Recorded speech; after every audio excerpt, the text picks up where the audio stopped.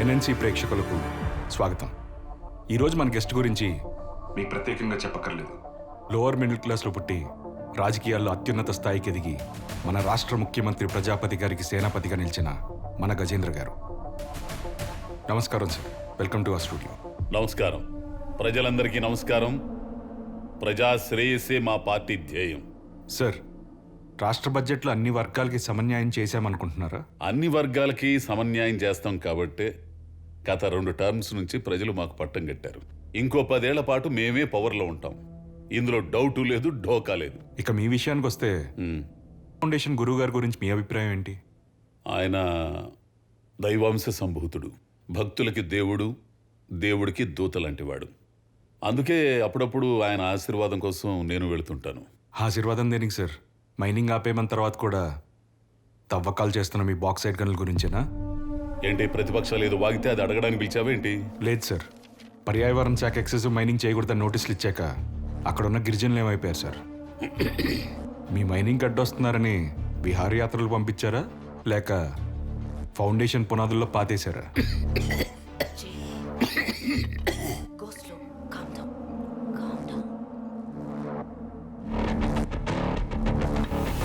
అదంతా లెజిస్లేటివ్ పరిధిలో జరిగే వ్యవహారం. గ్లాసులతో కాదు, బిందెలతో ఇవ్వాలి నీళ్లు. అర్థమైందా మేడం? ఎలా పడితే అలా ఆధారాలు లేకుండా ఇలా పబ్లిక్ లో మాట్లాడకూడదు. అక్కడ ఇంకా మైనింగ్ జరుగుతుందనడానికి ఆధారాలు, చనిపోయిన ఏనుగు ఆనవాళ్ళు, మాయమైపోయిన మనుషుల జాడలు. ఇదంతా కూడా ప్రతిపక్షాలు నా మీద జల్లుతున్న బురద. సరే, దీని సంగతి తర్వాత మాట్లాడదాం. మీ పార్టీ వర్గాల్లో నెక్స్ట్ సీఎం మీరేనని గట్టిగా టాక్ వినిపిస్తుంది. దానికి మీరేమంటారు? అధిష్టాన నిర్ణయాన్ని గౌరవిస్తా. ప్రజలు నాకు ఏ పదవి అప్పచెప్పినా స్వీకరిస్తా, సమర్థవంతంగా నిర్వహిస్తా. మన రాష్ట్ర అప్పెంత ఉంటుంది సార్? సుమారు ఓ 5 లక్షల కోట్లు ఉండొచ్చు. అబ్బో, 5 లక్షల కోట్లు తీర్చాలంటే ఎంత టైం పడుతుంది సార్? అభివృద్ధి ఉంటే అది ఎంతసేపు అబ్బా? అది ఎక్కడుంది సార్? అంటే ఐ మీన్ ఎక్కడెక్కడ జరిగిందని మీరు చెప్తే మన ప్రజలు కూడా తెలుసుకుంటారు. ఏం తెలుసుకుని మాట్లాడుతున్నావు నాకు అర్థం కావట్లా. నువ్వు అడగడం నేను చెప్పడం ఏందయ్యా ఇదే? నా దగ్గర ఒక చిన్న లెక్క ఉంది సార్, అది అడగచ్చా? అడుగు సార్. మన అప్పు 5 లక్షల కోట్లు. సగటున ప్రతి ఓటర్కి డివైడ్ చేసామనుకోండి, 1,33,000 వరకు రావచ్చు. కుటుంబానికి ఇద్దరుంటే 2,66,000. ఇంటి మీద చూస్తే ఒక 5 లక్షల పైన ఉండొచ్చు సార్. మేడం, అంటే మా ఇంట్లో ఉన్న 4 కోట్లకి 5 నుంచి 6 లక్షలు అప్పు ఉందా? కానీ లోవర్ మిడిల్ క్లాస్ వాడి సగటు ఆదాయం నెలకు 10,000, అంటే సంవత్సరానికి 1,20,000. ఎలా తీరుస్తారు సార్? మీరు తీరుస్తారా? నేనెందుకు తీరుస్తానయ్యా బాబు? కదా, జనాలే కట్టాలి.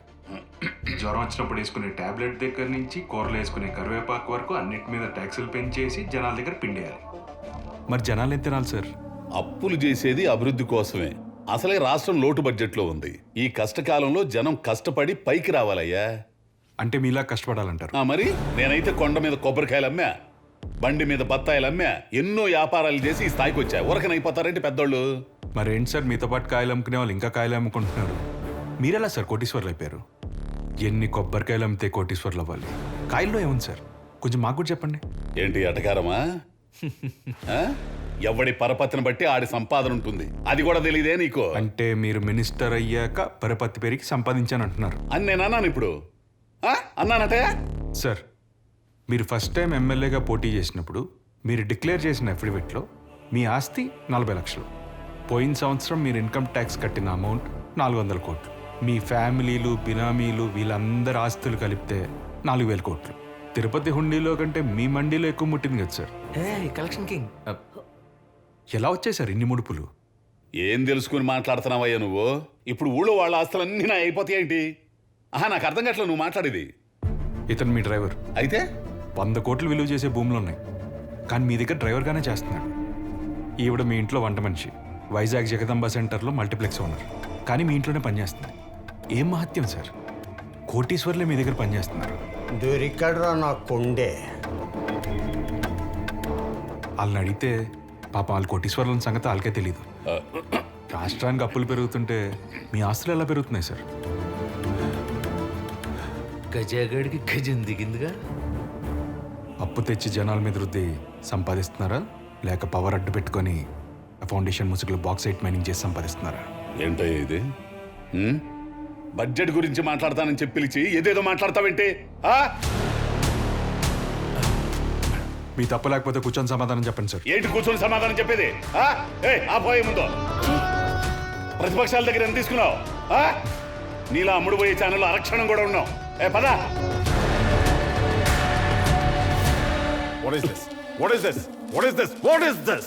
ఏంటి ఎక్కువ చేస్తున్నావు అసలు నేను లేకుండా పార్టీని ఎలా నడుపుతావో నేను చూస్తా. నీ వెనక నేనున్నాను కాబట్టి సీఎం సీట్లో కూర్చున్నావు.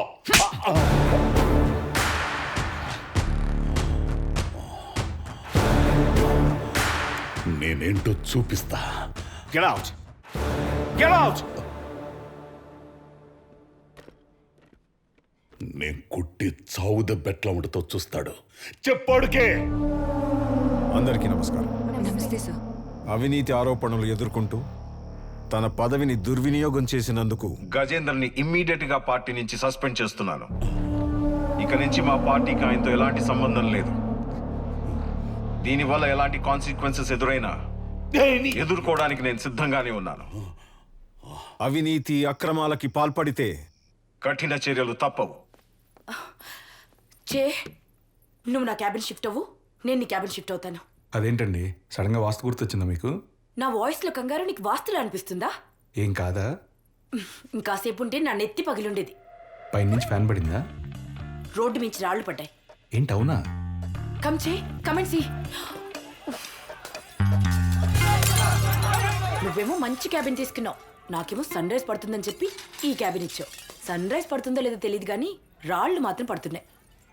మినిస్టర్ మనుషులు అనుకుంటానండి, బాగా హర్ట్ అయినట్టున్నారు. సీఎం తర్వాత సీఎం లాంటి తొక్కి నార తీస్తే ఆ మాత్రం హర్ట్ అవడా? నేను ఎవడో అనేది చూడడం, ఎలాంటి పనులు చేశాడని మాత్రమే చూస్తాను. నువ్వు చూడగానే మాకు మాత్రం అద్దం పగిలిన సౌండ్ టప్పని వినిపిస్తుంది. రాళ్ళేసినంత మాత్రాన్ని ఊరుకుంటావేంటండి? ఇన్సూరెన్స్ క్లెయిమ్ చేద్దాం, అవసరమైతే ఇంటీరియర్ డిజైన్ మార్చేద్దాం, సెట్ అయిపోతుంది. ఇంటీరియర్ డిజైన్ మారుస్తావా? ఎలాగబ్బా? ఈసారి రాయబడిన బ్యూటిఫికేషన్లో కలిసిపోతుంది.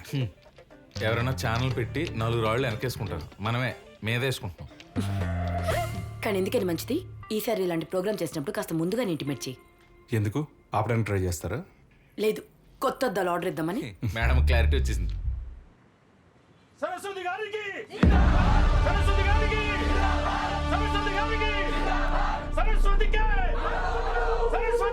What the what did I say and what's happening there? ఆ ఊరి జనానికి గంజినీళ్ళకే దిక్కులేదు. హీరోయిన్ల మేకప్ చేసుకెళ్ళింది. సోకు చేస్తే సెల్ఫీ దిగుతా తప్పితే ఓట్లేరు. ముందావిడ్ని మేకప్ తీసి ఒక కాటన్ శారీ వేసుకొని కాళ్ళకి ఫ్లాట్ చెప్పులు వేసుకొని ఒక నార్మల్ ఉమెన్ గా వెళ్ళమని చెప్పండి. No don't worry. మీ వాడి ఎంత వెదవైనా కుర్చీలో కూర్చోబెట్టే బాధ్యత నాది. డబ్బులు పంచడం ఫైనల్ స్టెప్. దానికంటే ముందు ఓటర్స్ ని సైకలాజికల్ గా మన వైపు తిప్పుకోవడం చాలా ఇంపార్టెంట్. ఇప్పుడు జనాలకి తెలివి ఉంది కానీ ఓపిక లేదు, అవసరం ఉంది కానీ టైం లేదు. బ్రెయిన్ ఉన్న బద్ధకస్తులు. ప్రతి ఒక్కడి చేతిలో ఫోన్ ఉంటుంది 24 hours. అందుకే మన అస్త్రం సోషల్ మీడియా. ఇక్కడ మనం పబ్లిసిటీ చేయకూడదు, ఇన్ఫ్లుయెన్స్ చేయాలి. యూట్యూబర్స్, బ్లాగర్స్, ఇన్ఫ్లుయెన్సర్స్ అందరినీ కొనేయండి. నోరెవడిదైనా మాట మనదై ఉండాలి. Good morning sir. Good morning sir. Central home minister గారు పంపించారు.